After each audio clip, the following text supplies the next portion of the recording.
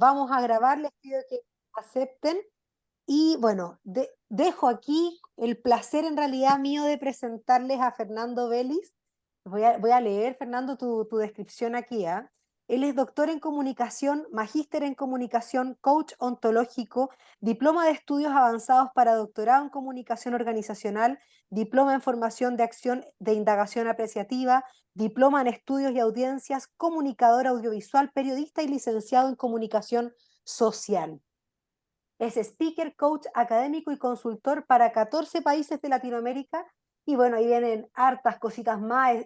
Speaker para Seminarium Internacional y Organización Internacional del Trabajo, OIT. Director del Máster Internacional en Liderazgo y Transformación Cultural, Bureau Business School. Sigue llegando gente. Ahora se están empezando a conectar, ¿ven? Tenemos acá autor de Comunicar, Resiliencia Organizacional, Comunicación Organizacional, coordinador y coautor y del microlibro Liderazgo Coach. Ahí tiene varias más publicaciones, pero lo que me conecta a mí es que Fernando fue mi profesor. Nos encontramos después de 20 años, casi fueron la última vez que viajó a Chile a lanzar este libro y empezamos a soñar el poder trabajar en mejores espacios para hacer tanto la cultura organizacional. Por su parte, con Karen somos socias, dueñas de esta consultora de Switchmind y es un tema que nos apasiona.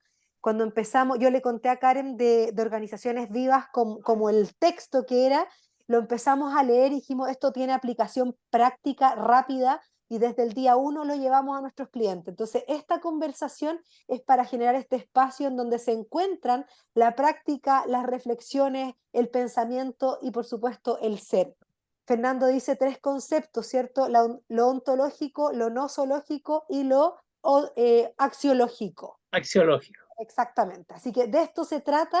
Aquí bienvenidos a compartir este espacio. Yo me silencio y los dejo conversando con Karen y Fernando. Karen, todo tuyo Gracias, el María Esther. micrófono. Hola, Karen. Está Ah, silenciada. muchas gracias, María Esther, por esa Muchas gracias. introducción. Y yo de todas maneras dejo la invitación y según el formato que le interesa a Fernando que tengamos este espacio, a que puedan entre medio, vamos a revisar algunas de las preguntas que enviaron, pero que puedan escribir comentarios, de repente quizás interrumpir para hacer algún comentario, alguna pregunta. Este es un espacio en el fondo de reflexión común, de aprendizaje común, obviamente en función de Fernando y de su publicación, pero la invitación es a que interactuemos. Así que eso. Bueno, yo agradecerte, Fernando, por mi parte y de parte de Switchmind, el que hoy día nos estés acompañando, que podamos estar juntos teniendo este espacio de conversación respecto de tu publicación Organizaciones Vivas. Y como dijo María Esther, yo quiero partir contando respecto de mi impresión y cómo he estado haciendo uso efectivo de este libro durante las últimas semanas. Organizaciones Vivas es un libro muy práctico, muy pragmático, pues como dice justamente la bajada, tiene 101 buenas prácticas para humanizar el trabajo. Y cuando habla de 101 prácticas, son prácticas tan simples como puede ser, ¿cierto?, el escuchar al otro, a prácticas como tan complejas como pueden tener que ver con construir la ética organizacional, por ejemplo. Entonces, Fernando, para partir esta conversación y que ahí nos vayas contando, ¿qué te llevó a escribir este libro? ¿En qué te inspiraste? ¿Cómo fue que llegaste a esto? Bueno, antes que nada, muchas gracias por la invitación. Gracias, Karen. Gracias, María Esther. Es un placer estar acá. Así que, y bueno, viendo la pregunta, esto fue una experiencia bien loca porque yo llevaba unos pocos años acá en Colombia, llevo 7. Estaba haciendo mi tesis doctoral en un momento de angustia, de decepción, de todo, porque estos temas doctorales son muy estresantes y por años. Y en un momento dije, voy a parar y voy a descansar. Y dije, voy a sacar un libro. Y durante 4 meses me puse a escribir. Entonces estas fueron como las vacaciones casi. Y toda la noche escribía y pensé, dije, ya voy a escribir un libro porque antes había escrito otro que era un libro más teórico, con marcos teóricos, con autor y todo eso, y el otro también. Y dije, este va a ser un libro operativo, táctico. Y lo que va a ser un libro que está al servicio del cuidado de las personas. Va a ser un libro que va a tener preguntas, va a ser como una conversación de coaching. Va a tener también casos, va a tener reflexiones, va a instalar distinciones, pero por sobre todo, la idea, y que yo siempre lo digo, es que el libro sea leído, aunque suena ridículo, pero no, yo lo digo en serio. Porque hay libros, y tengo casos de gente que ha escrito libros que nunca fueron leídos, y se quedaron, o sea, pero ¿por qué no? Yo creo que no está la intención de cuando uno lo leyera, conectarse con el texto. Y yo dije, no, yo quiero que esto sea leído. Entonces durante 4 meses me encerré y empecé a pensar qué me gustaría a mí que ocurriera, cómo me gustaría que me trataran en una organización para conectar. ¿Ya? Bueno, y de acá salió un libro que lo tengo acá porque mañana viajo y tengo 2 cajas, entonces lo voy a regalar, que fue este, ¿ya? 101 caminos para sobrevivir al mundo del trabajo. Entonces yo escribí todo esto. Hablé con mi amiga Daniela, que es mi amiga diseñadora, con ella siempre hacemos todos los libros, y lo saqué con una editorial colombiana. Lo saco y a los meses cae la pandemia. O sea, fue debut y despedida. O sea, lanzo el libro, me voy a España, unas clases, vuelvo, salgo arrancando con el tema de la pandemia y pasan años y el libro queda guardado. Entonces después dije, bueno, voy a sacar el libro, lo voy a resetear, voy a colocarle más capítulos, lo voy a sacar con la editorial mía de España, que es Gedisa. Y salió nuevamente. Entonces un libro que ha sido súper resiliente, que ha sido muy resistente a la tolerancia a la frustración. Ha sido un libro que se hizo en momentos complejos, cansadores, pero creo que cumplió, pienso yo, la función de estar al servicio de las organizaciones en forma transversal. O sea, ojalá que le sirva un gerente, ojalá que le sirva una jefatura, ojalá que le sirva un sindicato, que le sirva a todo quien vea algo rescatable en algún punto.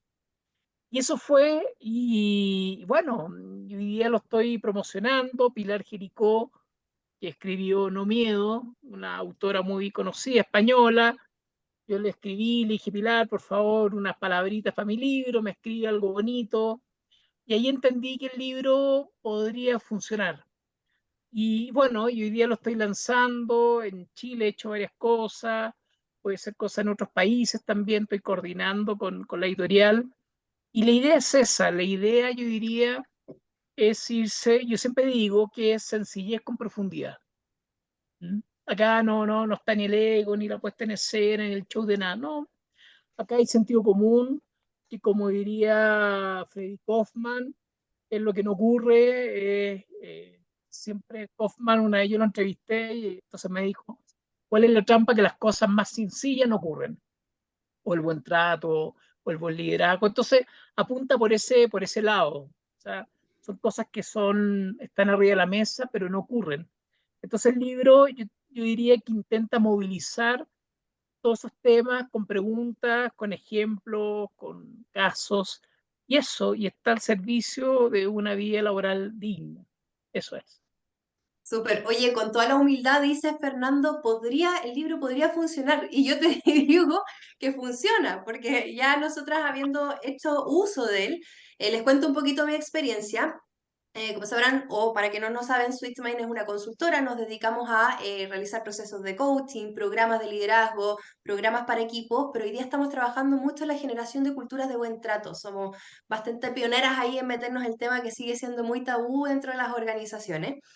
Y, y mucho de las 101 propuestas tienen que ver con buen trato, pero hay algo súper importante y cuando tú dijiste hablaste, me puse a pensar cómo me gustaría que me trataran en la organización, pero también pensaste cómo quizás uno quisiera, o un líder, o alguien que trabaja en el mundo de recursos humanos, o que busca en el fondo buenas prácticas, quisiera tener algo concreto, fácil de llegar rápidamente a cada uno de estos puntos, y yo creo que ese es el logro que tuviste en la forma en que escribiste el libro. Cada una de esas prácticas, de las 101 prácticas, tiene un espacio respecto de la descripción de la práctica, preguntas para reflexionar sobre esa práctica, lo que es absolutamente posible llevarlo a espacios de reflexión grupales, a talleres, a espacios de facilitación, a procesos de coaching. Luego tienes características que en el fondo, desde mi punto de vista, son argumentos del por qué en el fondo es importante o frases que suenan como potentes al momento de decirlas para persuadir, para convencer, para argumentar a otros respecto del por qué esa práctica. Después tienes el testimonio, en donde alguna persona cuenta algo positivo o negativo respecto de esa práctica, y el aprendizaje que viene siendo como el cierre o conclusión respecto del tema. Es muy, muy concreto. O sea, a mí de las cosas que me encantaron fue que es muy pragmático y muy fácil de llevar al uso práctico, porque no necesitas en el fondo ir constantemente y si perdiste el hilo, sino que puedes buscar la práctica en particular que quieres leer, a la que quieres diseñar en ese momento, pensar en ese momento para ti, para tu equipo, etcétera. Así que yo de verdad siento que es muy, muy funcional.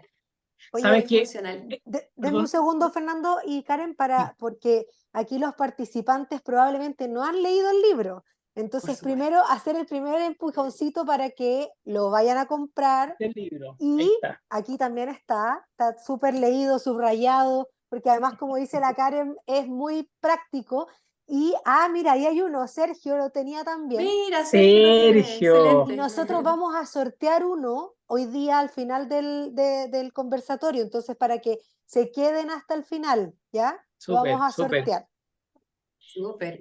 Y ahí Oye, Daniel también dice que lo tiene ya, Fernando. perfecto. Oye, lo que pasa es que, y con respecto a lo que planteas, Karen, claro, el libro, yo cuando lo escribí, yo lo único que tengo claro, y yo vengo al campo de la comunicación, yo trabajé mucho en campaña, yo hice la campaña del Chacotero Sentimental, trabajé en el mundo del cine, yo vengo de todo ese cuento.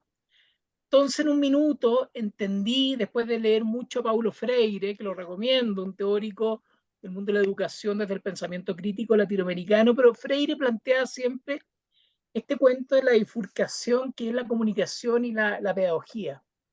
Entonces es un libro que tiene un componente pedagógico súper fuerte. ¿Pero para qué? Porque, o sea, son ideas, son bloques, no son textos largos donde hay que sostener la lectura, no. Y tú puedes entrar por el mundo de las preguntas, hay gente que le gustan solo las preguntas, hay gente que le gustan los casos, me han hablado mucho de, oye, los casos.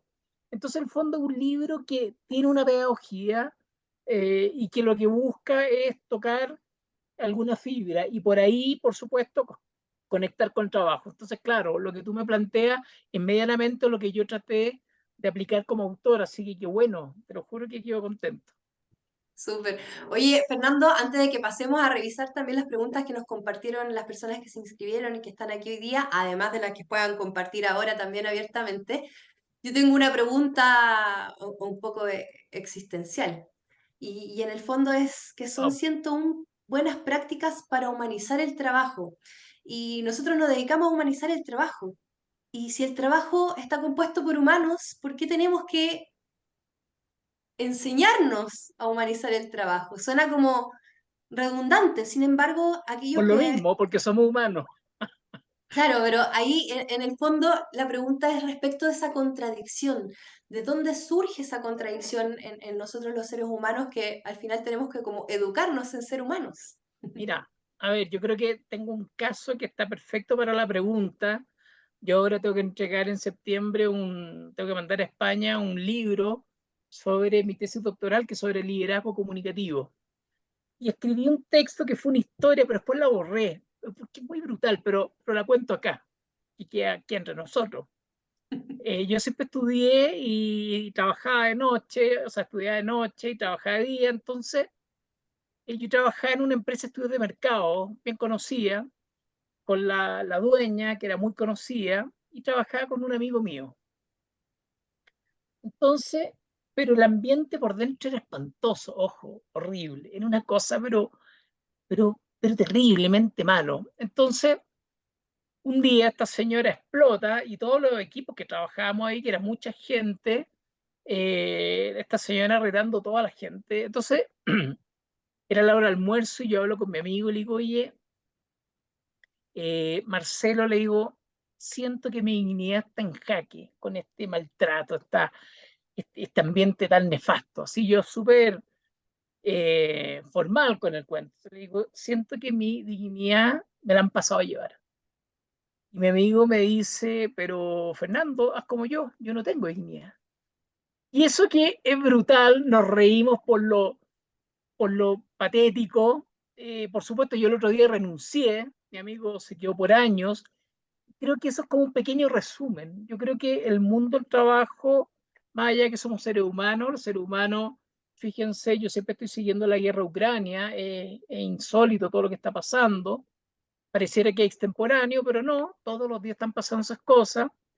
Entonces, yo creo que el ser humano, por lo mismo, porque el ser humano es reiterativo en sus fallas, en sus falencias, en sus mezquindades, y humanizar el trabajo creo que es una palabra que conecta con una serie de iniciativas que están ocurriendo en el mundo. Por ejemplo, cuando uno ve el discurso de la OIT habla del trabajo decente. ¿Ah? He visto países en América Latina donde hay contratos, porque está en el nivel, entre comillas, flexibilidad laboral, que son contratos por hora. O sea, la gente nunca tiene un día de trabajo formal. Entonces yo creo que hay un tema en donde lo hemos naturalizado, nos acostumbramos a vivir así, pero al final del día no es lo correcto.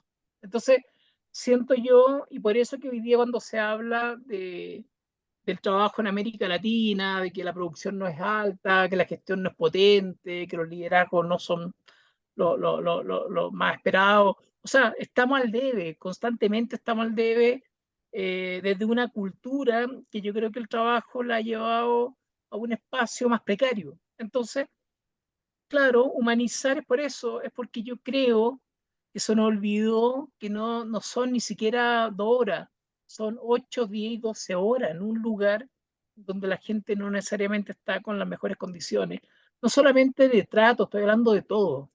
¿Ah? Estoy hablando en forma muy sistémica. En mi libro Resiliencia yo tengo el modelo MAR, que es un modelo súper sistémico de blindaje organizacional donde a la gente la cuidamos.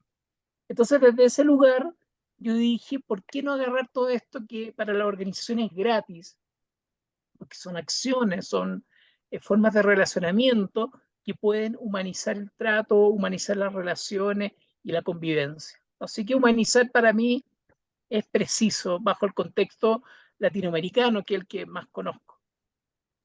Oye, súper. Y Fernando, ahí mencionas algo súper importante, que las 101 buenas prácticas que tú planteas en el libro no son prácticas que requieran de un presupuesto necesariamente extra, sino que en el fondo requieren de la toma de conciencia, el compromiso y poner en práctica en el fondo lo que implica cada uno de esos conceptos justamente desde lo relacional, en el fondo.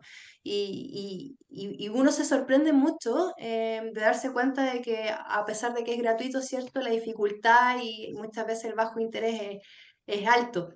Oye, Fernando, algunas de las preguntas que nos mandaron me gustaría compartir. Vamos a partir como por las que tienen que ver con el libro en términos técnicos. ¿Por qué 101 prácticas? No más, no menos. No, fue un juego, fue un gustito, fue un juego se usa tanto el 101 y yo diría que fue un gustito como Ok. autor.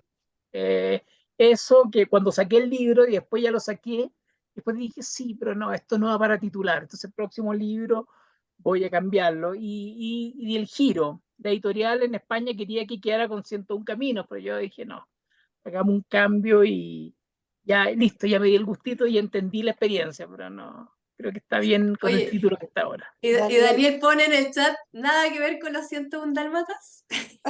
No, nada, tal vez el número, pero nada, no, nada en común, Claro, nada, es nada. como 100 y, se me quedó una atrás, Oye, la sumo. pero te voy a decir una cosa, buscar 101 temas para cuidar no fue fácil, porque era Ujú.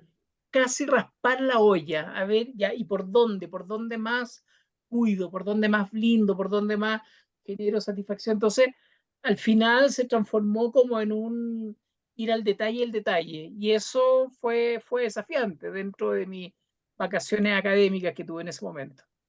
Oye, ¿y el orden en que pusiste el acento en prácticas tiene alguna lógica para ti? ¿Hay alguna recomendación de leerlas en ese sentido o de, por ejemplo, yo que he estado usando, ir a algunas puntuales para algunas necesidades que he tenido de facilitación de parte tuya? ¿Cuál es la recomendación? Mira, cuando se hacen estudios sobre los sistemas de lectoría, como que al final todos los estudios plantean que esto no es el azar, pero hay gente que le gusta partir por atrás, hay gente que le gusta esa lectura analógica, que es de la página 1 a la página 200, hay gente que va picando. No, yo creo que es por donde tú entres, vas a encontrar algo que te sirve. Y tal vez a veces hay gente que está con un tema específico y busca el índice y encuentra el tema y se va directo al tema. Entonces, los sistemas de lectoría son súper diversos y nada, pues, yo creo que cada uno requiriendo sus necesidades tiene que salir a buscar los contenidos que espero encuentre. Sí, totalmente. A mí personalmente la que más me gusta es la de el tema que en este momento me es interesante y buscar irme directamente a eso que tiene que ver con lo que esté haciendo en ese momento, buscando ideas para desarrollar, así que muy, muy práctico desde ese punto de vista. Genial. De las 101 iniciativas, ¿crees que hay algunas más importantes o relevantes por donde partir o que son como las que sí o sí tienen que tener hoy en día las organizaciones o los líderes, por ejemplo, en la cabeza? A ver, yo creo que hay temas gruesos. Hay varios que conectan con espacios más ontológicos, de autoconocimiento, de autopercepción, de comunicación intrapersonal, como quieran llamarlo. Hay varios que están conectados también con temas de liderazgo. Hay varios temas que están conectados con el tema de la transformación cultural. Yo diría que hay bloques temáticos que son paraguas de varios subtemas. Para mí, en realidad, y después de haber estudiado hartas cosas y haberme dado hartas vueltas en todo este cuento, yo creo que lo más relevante del libro, y acá Sergio, a un querido amigo coach ontológico, me va a encontrar la razón, que es el ser. O sea, si yo no tengo, ojo, y estoy hablando desde la mirada ontológica tanto individual de esa persona que lo está leyendo, como es de una mirada, entre comillas, ontológica, desde la metáfora de lo que es también la propia organización. Cuando una organización no tiene idea quiénes son como organización, cuando no, ni siquiera sospechan cuál es la identidad que tienen o cuáles son los valores más allá de estos cuadritos marqueteros que ponen en la sala de reuniones, que uno los podría poner detrás de la puerta del baño y dar lo mismo, porque soy una raya en el agua, porque no van a la acción. Entonces, cuando una organización tiene la consistencia de tener una autopercepción sólida, yo creo que eso es fundamental. Entonces, para mí, la mirada más ontológica siempre va a ser una tendencia en todos los libros que vaya escribiendo para adelante, siempre. Y en este libro también. Súper. Y muy de acuerdo con ello. La Marcela nos dice algo La acá en el chat. Marcela. Dice, ¿cómo sientes, Fernando, la resistencia de las jefaturas a las indicaciones para mejorar la emocionalidad de sus colaboradores? A ver, yo creo que la jefatura les toca duro. Por lo general se habla de los líderes, las jefaturas se abordan poco, se capacitan poco, las contienen poco, las acompañan poco. Me suena más muchas veces como espacios que son más difusibles. Creo que las organizaciones en ese sentido debieran cuidar más a la jefatura. Y por otro lado, yo creo que también las jefaturas debieran dar un pequeño salto, que es más cultural, sobre el estilo liderazgo. Yo creo que los latinoamericanos seguimos con esta matriz entre liderazgo coach y liderazgo capataz, y lo veo mucho en América Latina de esta forma más coercitiva de encauzar los procesos organizacionales, donde está el rango, la jerarquía, la estructura, donde está el poder más coercitivo, y yo creo que la tendencia es otra. O sea, como dice Rafael Echeverría, ya no hay que hablar de equipos de trabajo, son comunidades de aprendizaje. Y solo así se genera agilidad cultural. Pero para eso yo requiero tener eh, jefaturas que literalmente estén reseteados, que hayan generado una transformación en ellos, para de ahí generar una transformación en otros. Entonces, el tema es muy simple, esto es del ser al hacer, esto es Mm. desde adentro hacia afuera y nuevamente volvemos a lo ontológico. y entender y resignificar también el rol del líder. Entonces, yo, por ejemplo, ahora escribí una columna que espero salga en el Mostrador en estos días, donde hablo sobre el poder. Entonces, mucho tiempo yo hice coaching a diputados. Yo les preguntaba, ¿y por qué quieres poder? ¿Y para qué quieres poder? ¿Qué estás dispuesto a hacer por poder? ¿Te venderías por poder? O sea, yo creo que el tema de ejercer poder en otros es súper interesante como tema, y yo creo que las jefaturas debieran también conectar con eso, porque al final hoy día un líder lo que genera es flexibilidad, es adaptabilidad, es transformación, es toma conciencia, es articular sentido, el por qué, el para qué. Y desde ahí se requiere una jefatura 3.0, que literalmente no solamente maneje distinciones, sino que también haya tenido un proceso transformacional personal. Yo creo que, y eso marca la diferencia. Oye, Oye, me soplan por interno, perdona Karen. Ahí la Connie me está diciendo, oye, aprovecha de comentar, nosotros aparte de esto que es un espacio más fuera de la caja, todos los días miércoles estamos teniendo un live de líderes que no cuentan cuentos, le pusimos.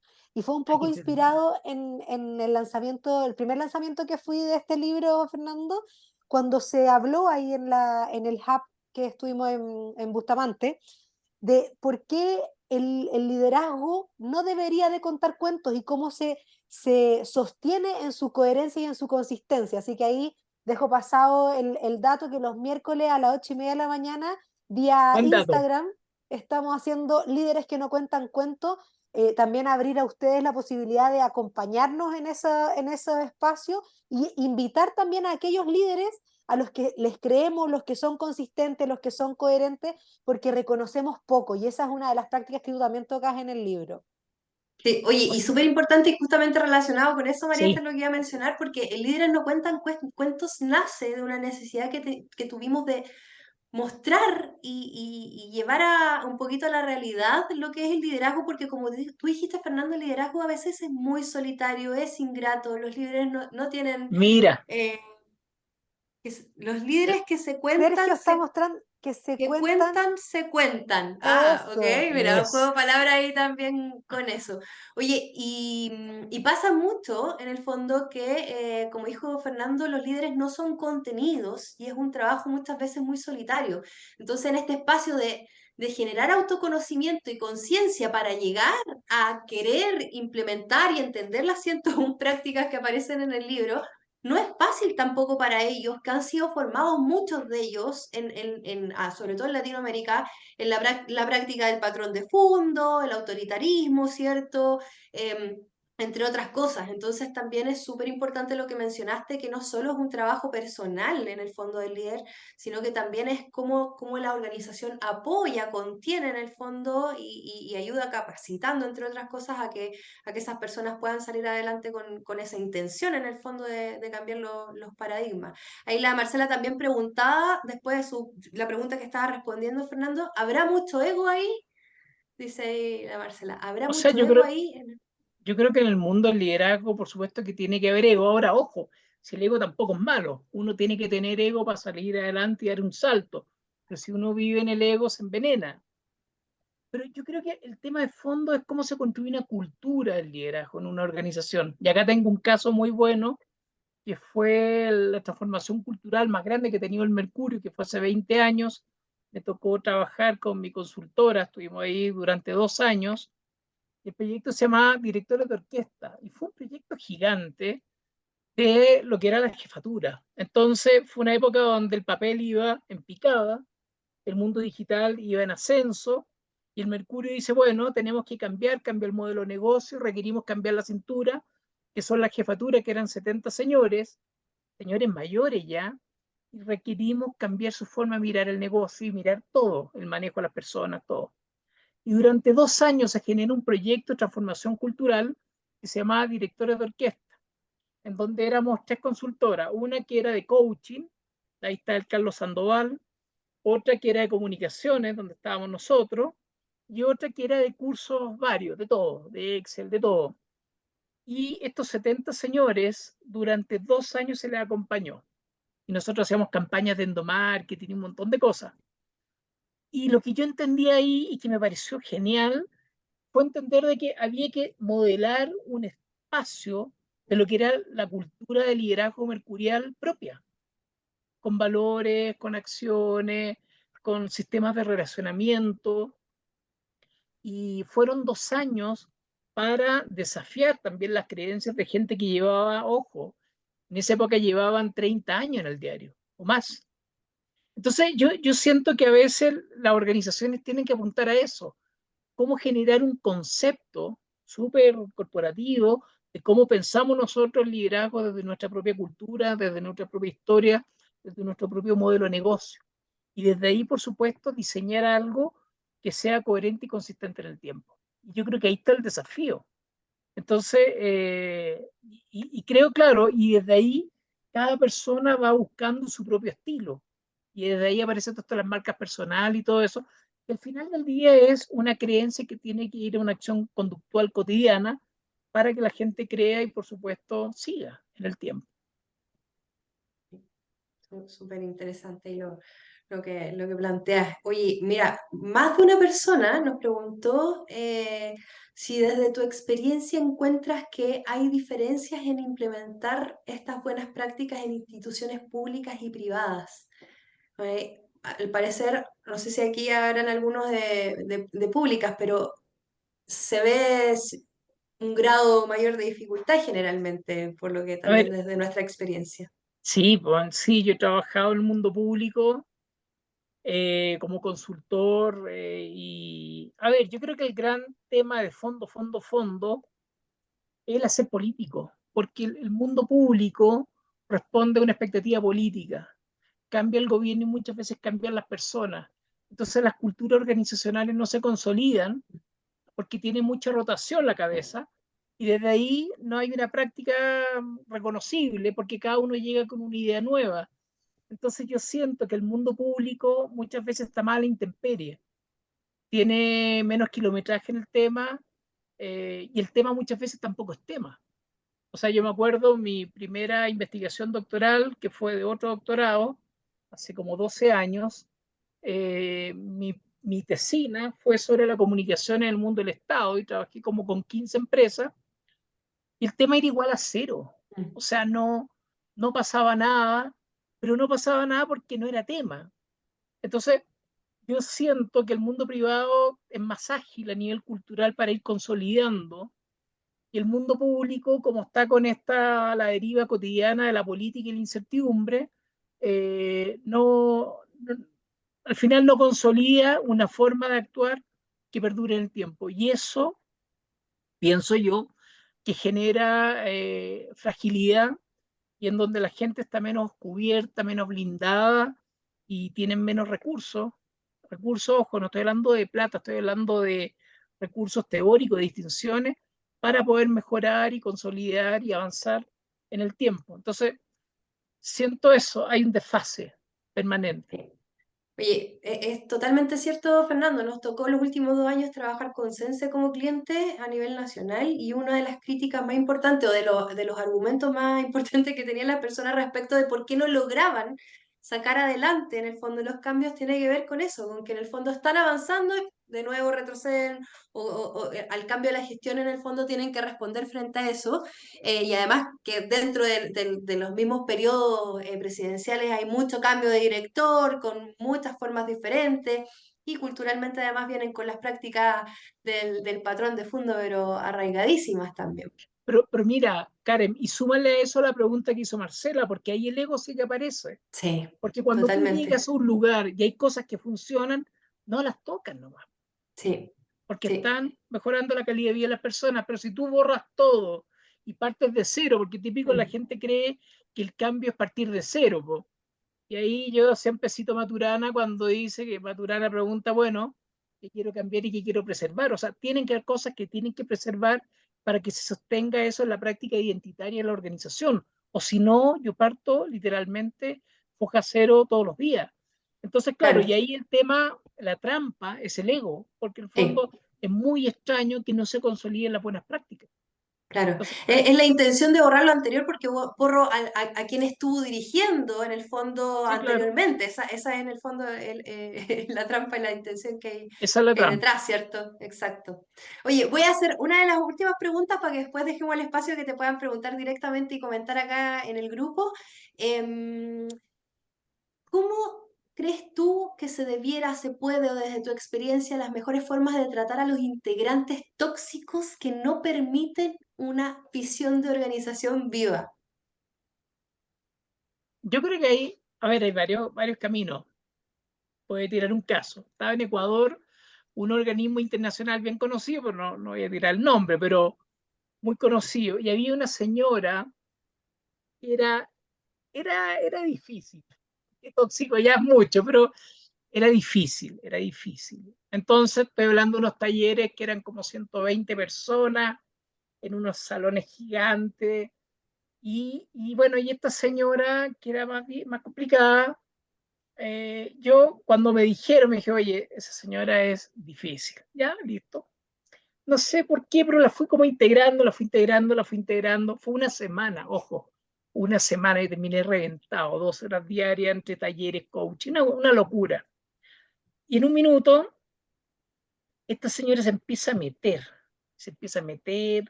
la empiezan a escuchar, la empiezan a mirar, la empiezan a olfatear, la empiezan a acercar. Resumen, esa señora, yo creo que pasó años aislada, tenía sus temitas, pero esa señora era un encanto y funcionaba muy bien. Pero durante años yo creo que no tuvo la oportunidad de estar con relaciones, con vínculos, con interacciones. Por supuesto se le estigmatizó, ¿ah? Con las alitas mojadas, se le puso en un rincón, listo, chao, y ahí quedó. Eh, y por supuesto después de esto cambió. Cambió porque se integró, la sumaron, la conocieron, la apapacharon y así. O sea, yo creo que por un lado hay gente que es tóxica porque tal vez requiere oportunidades, requiere de conversaciones, requiere de acompañamiento, requiere de, yo diría, de invitaciones diferentes a poder sumarse, incluirse a una cultura determinada. Yo creo que sí. Y también creo que hay gente que no está dispuesta nomás. Y ahí lo que he visto es que hay que tener también buenas conversaciones y también en un minuto ver si ese es el lugar adecuado para ella. Que también, o sea, tal vez debe estar sufriendo mucho porque tal vez no es su lugar. Entonces, yo creo que acá no hay recetas. A ver, y esto lo dejo súper claro, y es mi convicción como consultora. Yo siempre cuando digo cómo me defino como consultor, me defino como un artesano, artesano absoluto. Entonces, cualquier organización es totalmente diferente, economía diferente, modelo de negocio diferente, cultura, nacionalidad, todo diferente. Y desde ahí hay que empezar a ver ya cómo construyo algo, un artefacto que le sirva para su proceso. Entonces, desde ese lugar, que es la artesanía, creo que estos temas es lo mismo. O sea, yo siento que muchas veces las organizaciones carecen de buenas conversaciones con personas que tal vez son complicadas y por supuesto esas buenas conversaciones pueden llevar a esa persona a un lugar más interesante. Y eso también pasa porque tal vez faltan líderes que puedan sostener esas conversaciones que tal vez son más difíciles, que por lo general no abundan esos perfiles de líderes. Y por otro lado también tal vez están esas personas que tal vez no quieren estar ahí y que tal vez lo que están requiriendo son de conversaciones interesantes para poder mirar otra alternativa. Entonces, eso, ahora, una organización cuando está con gente exageradamente tóxica mucho tiempo, por supuesto, al final siempre se dice, las emociones con el tiempo se transforman en estado anímico, que es un tapón. Entonces yo aprendo porque las emociones se aprenden. Entonces yo llego a un lugar tóxico y a los 3 meses yo estoy contagiado con este ambiente tóxico. Es así esta cuestión. Entonces yo siento que también los líderes tienen que ser conscientes de eso. Yo he visto muchos líderes que naturalizan ese ambiente tóxico, lo valían veladamente, y desde ahí, por supuesto, son organizaciones que sobreviven. Y creo que eso es una trampa a mediano plazo, porque al final la gente se va y por supuesto que la gente tiene mala calidad de vida. Sí. Oye, y eso además sumándole la posibilidad de que, porque el tóxico es un nombre que le ponemos desde lo que nos hace sentir a nosotros en el fondo, Hay gente pero las tóxica. razones, claro, las razones, como dijiste tú, pueden tener que ver con que alguien se ponga tóxico porque está en el contexto inadecuado, no está siendo feliz, se siente poco integrado, inaceptado, invalidado, etcétera. Pero también puede ser porque estemos hablando de algún tema psicológico o cognitivo muchas veces. También, Em, sí, y claro. no somos conscientes y a veces somos súper irresponsables de catalogar a todo el mundo de tóxico como si la gente eligiera ser tóxica, sin ser conscientes de que muchas veces son personas que pueden estar comportándose de esa forma por razones ya de salud en el fondo mental. Así que ahí sumo ese, ese concepto Y, del y, que no hablamos y- mucho. y suma perfecto. Y lo que tú dices, conéctalo también con la propia predisposición que tenemos nosotros frente a una cultura diferente también. O sea, Exacto, la o a tolerancia. personas Mm. que entonces, por ejemplo, a mí me pasó una vez, cuando estaba en Chile, viajaba harto por todos lados, y estaba en Colombia en un congreso, Cali. Entonces me dicen, oye, va a estar tal chileno, a un consultor, escritor bien conocido. Y yo dije, no, me cae mal, me cae mal, me cae mal. Imposible, imposible. Y yo dije, oye, no, yo paso, porque hay una comida para los consultores que llegamos. Yo dije, no, yo no voy a la comida, no, tenéis que ir. Bueno, resumen, fui a la comida y al lado me ponen a este consultor, que es bien conocido. Yo dije, no, esto es demasiado. Yo estaba, pero así como impactado. Y nos pusimos a conversar y empieza a tirar un humor bien heavy, pero simpático. Me empiezo a reír y empiezo a tirar broma. Bueno, resumen, hoy día somos grandes amigos. Entonces también pasa que nosotros estamos muy predispuestos, muy a la defensiva, y por supuesto que todo esto hace más tóxico el ambiente. Por eso que yo creo que organizaciones que tienen, y por eso que el libro yo creo que puede servir, porque el libro desde esas cosas súper sencillas puede empezar a generar lazos, vínculos, relaciones que literalmente pueden despejar todos esos temas. Y uno puede decir, oye, en realidad súper factible convivir en forma grata con toda esta gente, ¿ah? Y aprendiendo ciertas cosas de cómo vincularnos la diferencia y todo eso. Entonces, yo diría que, bueno, ahí hay un trabajo y eso también es el resultado de la cultura previa que nos acoge. Súper, y me encanta que lo digas, es parte fundamental hoy día también de lo que hacemos, el promover la tolerancia y la conciencia en el fondo de la importancia de la tolerancia. Y una de las preguntas que hacemos, ahí con la anécdota que contaste del amigo, en los talleres, generalmente es si alguien de las personas que hoy día son amigos aquí en algún momento fueron enemigos. Y es muy común que la gente termine siendo partner de alguien que le cayó pésimo en algún momento y con quien tuvo ahí roce. Oye, Fernando, quiero dejar abierto ahora el espacio para que quienes están hoy día acompañándonos puedan comentar, preguntarte, etcétera, etcétera. Ahí, a ver. Perfecto. Marcela, comenta y comenta. Marcela, abre tu micrófono, por Sí. favor. Dale, Marcelita. Hola, buenas tardes. Hola Hola. Marcela. Ay, hola, hola, hola. Esto me encanta. La verdad que me apasiona el área de recursos humanos, me apasiona Fernando. Es tan práctico, tan lúdico en su enseñanza, es tan profesional, entretenido para explicar.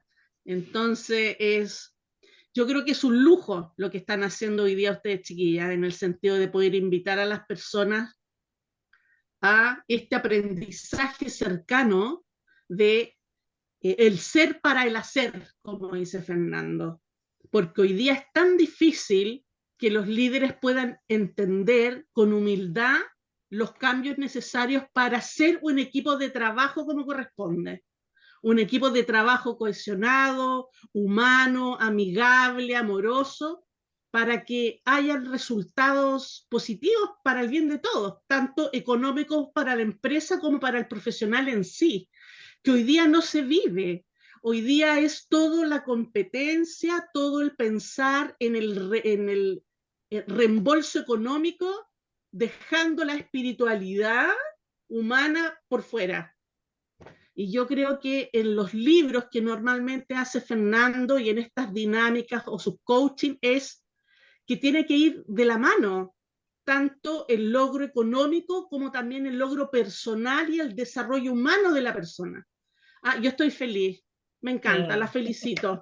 Nada más, felicitaciones nomás. Súper, muchas gracias a ti, Marcela, por esos comentarios y la fuerza con que además lo comentas y comentas que te apasiona. Maravilloso encontrarse con gente que le apasione, porque en el fondo hay los factores de cambio positivo. Oye, yo, antes de que alguien más comente, quiero decir que también las prácticas, en el fondo, estamos justo ahora haciendo un programa para uno de nuestros clientes respecto de excelencia y generación de valor. Y me he colgado muchísimo de las prácticas porque en el fondo, como dijiste tú, la invitación es desde lo individual, desde lo grupal, desde el líder, desde la organización, pero son prácticas que agregan valor desde el cómo nos relacionamos. Entonces es súper, súper posible llevarlo a la acción para que nosotros generemos más valor dentro de la organización y por lo tanto seamos más excelentes. Daniel me parece que levantó primero la mano y después vamos con Sergio. Exacto.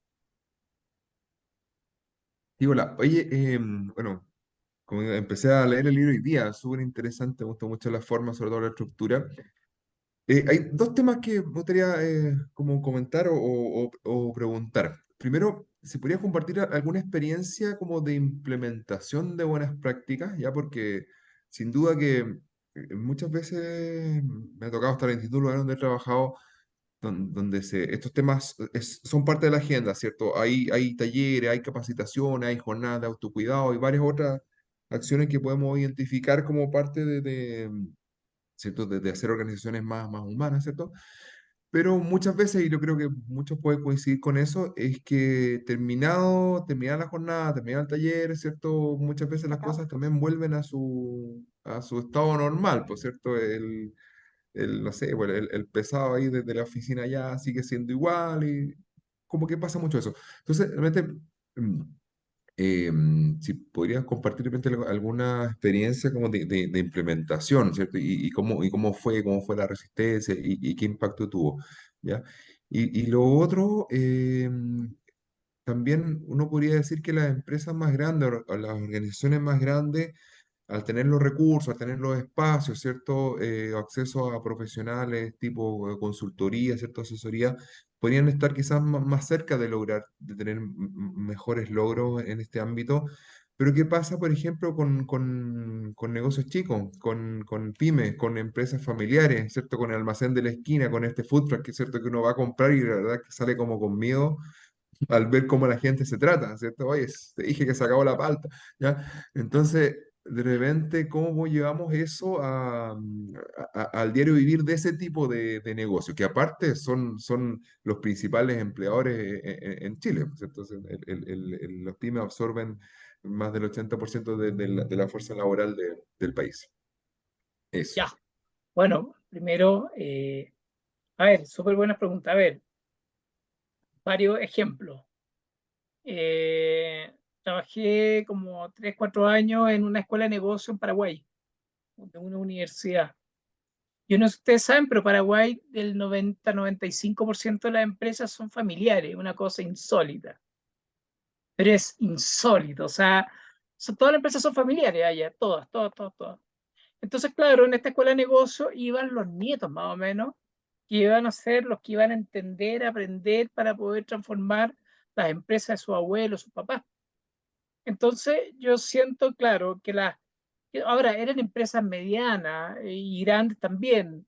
Yo creo que el mundo pyme está complicado en estos escenarios por lo mismo, porque a veces no tienen la economía que tienen es para subsistir, para poder mantenerse en el tiempo. Hay poco acompañamiento, estoy totalmente de acuerdo contigo. Y ahí, claro, tal vez, no sé, tal vez el Estado, Villacorp, no sé, debiera como facilitar un poco. Yo creo que igual deben haber ciertos apoyos, pero no sé si será que eso sea como tan recurrente, no lo sé. Ahora, yo creo que todo este tema de las consultorías pasa no por el consultor. Y voy a dar un ejemplo. Una universidad muy conocida en México, ¿ya? Entonces me contratan una semana para estar con toda la facultad de comunicación. Entonces, toda la facultad de comunicación eran puros profesores, todos súper rockstar en comunicación, todo. ¿Y por qué me contratan? Porque era con un clima horrible, espantoso, pero ya una cuestión del terror. Se comunicaban pésimo, era todo un ambiente muy poco virtuoso. Entonces, bueno, yo les digo a toda esta gente, que era un montón de profesores, les digo, oye, ¿para qué les voy a dar una charla sobre teoría de la comunicación si ustedes deben ser 300 veces mejor que yo en esto? Entonces creo que es un camino muy fácil para nosotros. Vamos a hacer algo un poquito más difícil. Entonces nos juntamos a tal hora en el salón tanto y guárdense literalmente toda la tarde. Yo hablo con la decana, le digo, mira, me gustaría tener unos mozos con un buen cóctel, hartas cosas ricas y música. Ya, pues la decana tampoco sabía mucho. Lo único que yo sabía es que esta eh, facultad era una bomba de tiempo. Entonces, bueno, llega toda la gente, 80 personas, yo cierro las puertas y les digo lo siguiente, les digo, bueno, primero, un gusto, yo sé que acá hay muchos problemas, muchas tensiones, así que vamos a hacer un primer acercamiento. Yo voy a poner música y van a haber unos señores sirviendo canapé, traguito, y ustedes se van a parar y se van a acercar con todas las personas que tengan temas pendientes. Durante 10 minutos van a conversar para empezar a introducir a futuras conversaciones y después de eso se van a dar un abrazo y van a seguir buscando todos los temas pendientes que ustedes tengan en esta facultad.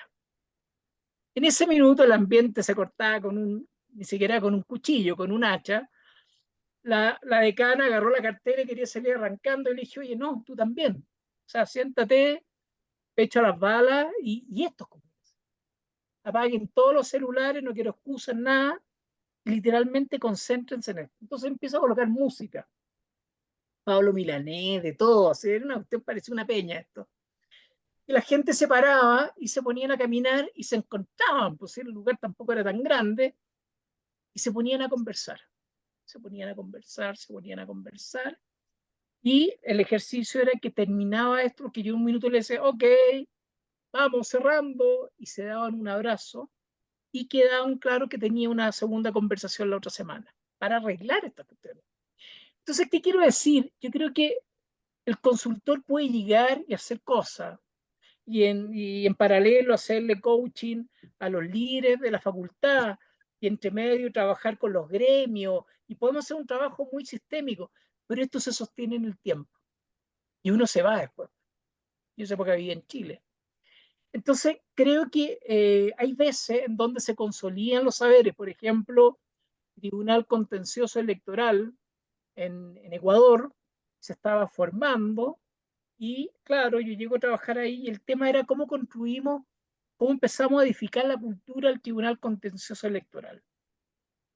De nada, ojo, estaban los jueces, estaba la estructura administrativa y por supuesto que fuimos generando procesos, fuimos generando ciertos ritos, mitos e hitos, fuimos construyendo, yo diría, como cierto espacio virtuoso en donde se iban a generar ciertas prácticas.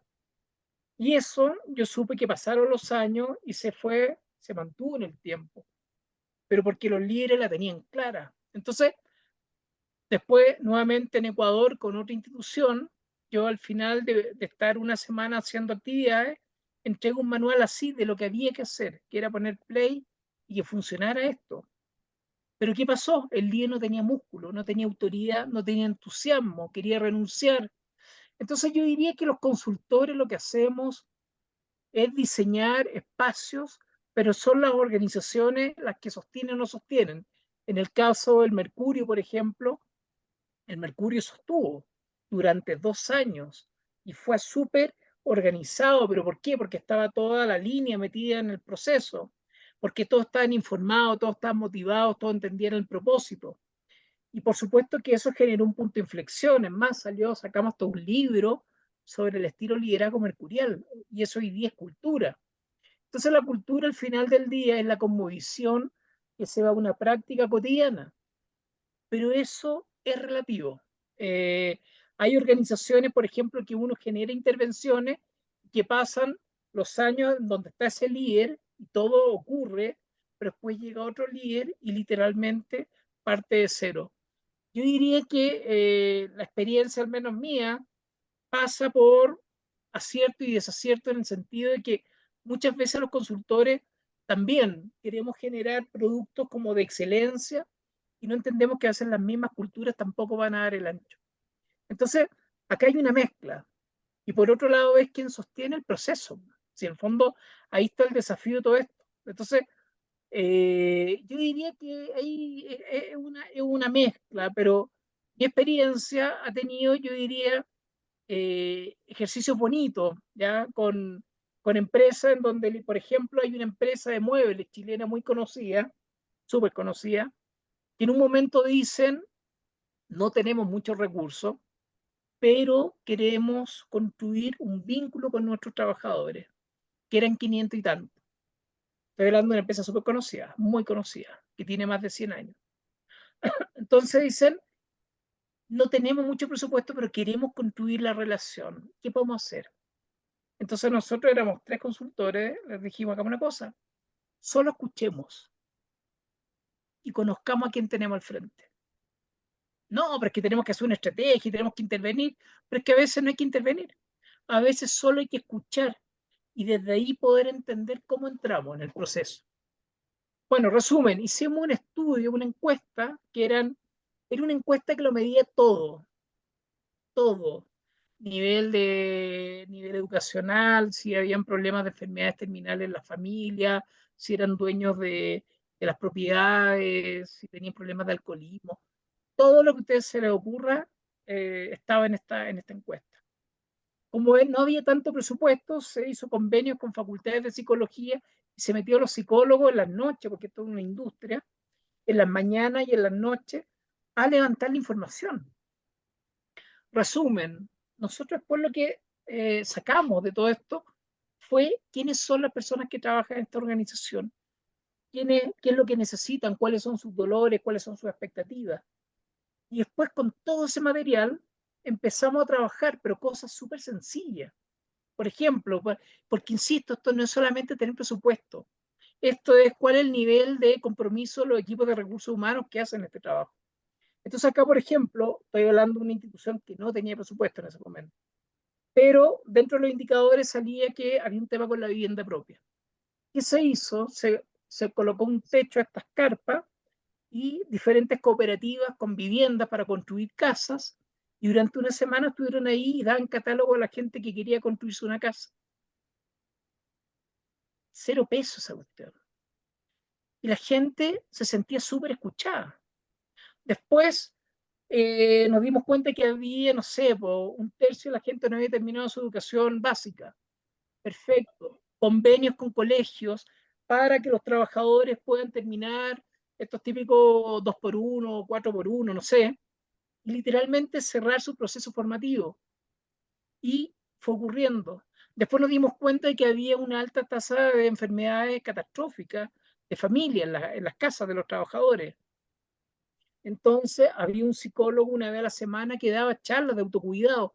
Entonces yo creo que el tema de cómo construir, cómo fidelizar, cómo blindar a las personas, no solo pasa por presupuesto, pasa por una vocación real, por un interés honesto, 100% comprometido, para que esa gente pueda conectar con sus dolores y que vea una organización dispuesta, proactiva y creativa.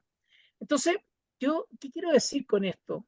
Que los consultores cuando entramos y literalmente pueden pasar cosas, pero va a pasar por los líderes, va a pasar por la gestión de recursos humanos, por ejemplo, otra idea, otro caso, un hospital muy grande de Chile, yo trabajaba en el tema de comunicaciones, y yo quería generar transformaciones culturales con los líderes, pero los equipos de recursos humanos eran insólitos, surrealistas, o sea, no movían un dedo.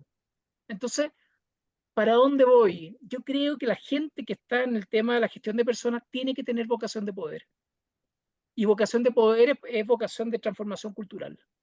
Si no hay transformación cultural, estamos en el puro verso, como dicen los argentinos. Entonces los consultores, claro, tenemos artillería, tenemos recursos, tenemos un montón de acciones, pero después nos vamos. Entonces la pregunta es esa: ¿cómo se sostiene la transformación cultural en el tiempo desde liderazgos conscientes, pero por otro lado comprometidos con el proceso? Y ahí está el reto. Y claro, hay organizaciones que cumplen el 100%, otras el 50%. Me tocó ver esta institución que no cumplió ni el 0%, o sea, al menos 4 por lo menos para atrás. Entonces ahí el tema es otro. El tema es, como diría Bob Dunham, desde la anatomía de la acción, es cuánto te importa el tema. Si la acción conecta con cuánto te importa. Yo creo que el tema es ese, ¿no? Y veo mucha gente que no le importa mucho, solamente administran el letargo de los cursos de capacitación, de hacer un tallercito por ahí, pero no hay un propósito a mediano y largo plazo, que sería la transformación cultural. Entonces, eso, no sé si te sirve la respuesta. Súper. Muchas gracias, Fernando, por esa tremenda respuesta. Súper ahí, efectivamente, hay Un gente poco larga. con bajo interés. No, pero puedes ahí explayarte mucho más, me imagino, y es muchísimo lo que uno puede ahí absorber de lo que tú cuentas. Sergio. Oye, no solamente primero que nada agradecerles por el espacio, que más que menos de los que estamos aquí, supongo, tenemos una identidad pública. Ahí está mi nombre. Conozco a Fernando desde los años, él nombró una palabra que todavía me resuena, Peña. Bueno, desde esos años lo conozco, ¿ah? Entonces, creo que es del siglo pasado. En fin, eh, quiero destacar la trayectoria de quien me siento su amigo y lector. Aquí tengo algunos de organizaciones vivas, que no, Resiliencia, ¿no es cierto? Y aquí está el otro. ¿Y por qué lo traigo a colación y por qué no siendo de la consultora, pero sí compartiendo los valores que ustedes declaran en su sitio web? Siento que Fernando, para los que los dedicamos a este apasionante oficio, que es el de tratar de ser una, una ayuda en el tema de las personas dentro de las organizaciones, realmente, desde mi experiencia, me sirve. Eh, Me sirve por lo práctico, por lo didáctico, a pesar de que yo vengo del mundo de la educación y de la andragogía como mi base para realizar talleres, formaciones. He ocupado, esta semana estuve trabajando, por ahí le mandé una foto a Fernando donde estuve trabajando, en Minera Los Pelambres, arriba en Salamanca, 3.300 metros de altura con 10 grados bajo cero, pero no importa. Lo pasé el descueve, digamos, y a esos supervisores eh, les hago una especie así, casi en el recreo, así como una metodología nomás. Oye, ando con este librito, ¿quién me dice un número del 100 al 101? Y nos falta el que enganche y dice tal cosa. Listo. Entonces usted me va a hablar acerca de lo que sale aquí, que es la empatía. Y sale, más encima sale una frase, un pensamiento. Listo, ¿qué te dice? Y listo. Y ahí se abren conversaciones y así, como con algunas otras metodologías, cualquiera de los libros escritos por Fernando me sirve en mi rol de facilitador. Entonces quería dar testimonio de eso. No soy pagado por la consultora para decir esto, menos soy pagado por Fernando para decir esto. Así es que lo digo con mucho cariño y amor por todo. Eso. Gracias, gracias, gracias, Sergio. Muchas gracias, Sergio. No, absolutamente, y coincidimos en ello. Sí, muy, muy buen material para facilitar. Muy, muy bueno. ¿Alguien más que quisiera comentar, preguntar estos últimos minutitos? Ya estamos pasados, pero aprovechemos ahí los De últimos recoger sus minutos. comentarios. Eso. Me parece que Jacqueline y Soledad son de las áreas de recursos humanos. Tengo la idea. si es que están ahí, chicas, para poder devolver esa pelota que dejó Fernando dando bote. ¿Qué es lo que están haciendo ustedes? O si tienen alguna preguntita.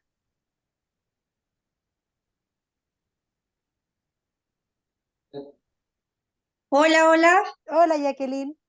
Hola, ¿cómo están? Muy Hola, bien. Fernando. hola, hola. Mira, yo no trabajo para recursos humanos, soy estudiante de universidad y estoy estudiando trabajo social, pero siempre me gusta aprender porque también me voy a enfocar también en el área de recursos humanos más adelante. ¿De dónde Súper. eres? Soy colombiana, Ah, yo estoy en Colombia, estoy en Cajicá. ¿De dónde? ¿De qué parte de Colombia? de Cali. Ah, perfecto, perfecto, Cali. Ujú. Tremendo, perfecto. Alcance de Bienvenida. nombre entonces, que era Sí, sí. Jacqueline que yo conocía, no eras. No, Pero no, era futuramente trabajando en recursos humanos, dijo él. Próximamente Sí, sí. sí, sí, sí, he hecho varios cursos, así que chiquititos y varios seminarios, así que me gusta aprender harto. En esas estoy.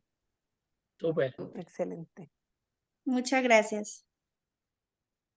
Soledad, ¿Alguien más que quiera José, preguntar, comentar? Estela. Soledad dice que no tiene preguntas, súper interesante todo, que tiene problemas de video y con el micrófono Soledad, así que para que no le insistamos. Ok. Oye, Karen, yo quiero terminar nuestro conversatorio como solemos terminar nuestras sesiones también, y es preguntándoles a cada uno qué se llevan de esta actividad. Y para eso quiero invitarlos a que puedan ingresar a menti.com y agregar este código. Voy a ver si puedo copiarlo aquí y los dejo en el chat. Se puede. Dejo en el chat este link, entonces nos dicen en una palabra qué se llevan de esta actividad, En una palabrita, en una en frase que una se palabra, llevan. frases exactamente. Vamos ahí. Y mientras tanto tengo mi rueda para poder hacer el sorteo, los anoté a todos, ¡Súper! volví a anotar a José porque se había ido. ¿Sigue ahora José o no? Se nos volvió a caer. José está intermitente. Ah, el partido de fútbol, le ha llegado el pelotazo por Yo ahí. creo que debe haber sido, claro, fue a Ah, celebrar un gol. está conectado José, así que Ya, merece estar lo en la dejamos, rueda. lo dejamos. Ya, o sea, por favor, moderen los comentarios. Vamos a ver si aquí tenemos ya una respuesta a transformación cultural. A nosotros nos gusta mucho usar esta plataforma de Menti porque nos permite ver la votación en línea, entonces vamos viendo inmediatamente, y a juicio de lo que mucha gente pre-pandemia decía que la virtualidad no nos servía para nada, le hemos podido sacar el jugo y podemos también aprovechar las distancias. Hoy día tenemos a Fernando desde Colombia, Jacqueline desde Colombia también, a Daniel desde Arica, ¿era, no? Daniel, de Arica, estamos de Arica a Punta Arenas acá con Latinoamérica sí. completo, y podemos estar juntos, ¿cierto? Entonces es importante poder utilizar las herramientas a nuestro servicio. Damos unos Oye, segunditos yo más. quiero decir una cosita. Por favor, ¿Puedo? Marcela. Sí, lo que pasa es que yo estoy con muy mala señal. Yo estoy en Pitrufquén, acá en el sur de Chile, la Araucanía, ¿ya? Miren, Pitken. No puedo meterme mucho a escribir porque se me puede ir la señal. Pero yo quería decir, con lo que me quedo profundamente, es eh, el ser para ser que dice Fernando, y la sencillez con la profundidad que uno tiene que hacer las cosas.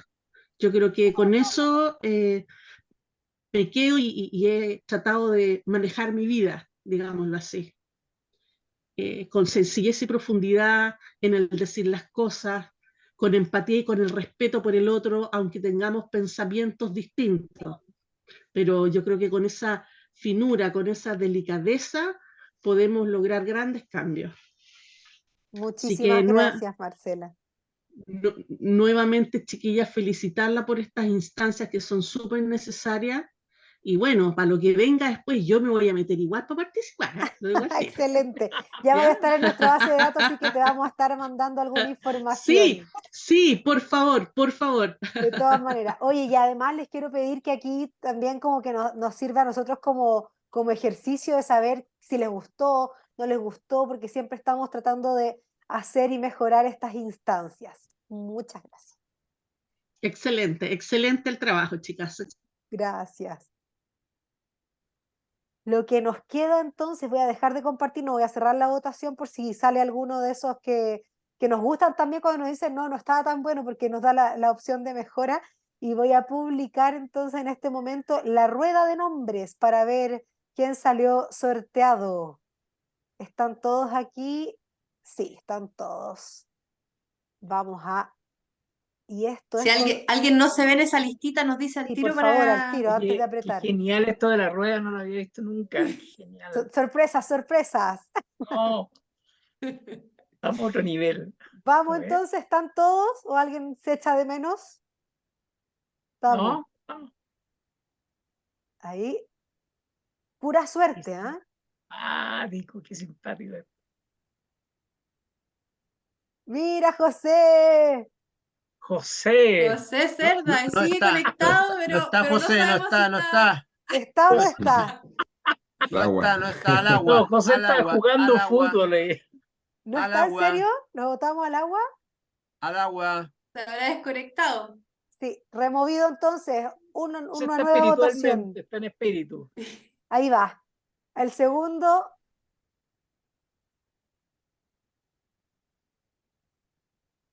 ¡Ting! Ya. Soledad. Soledad.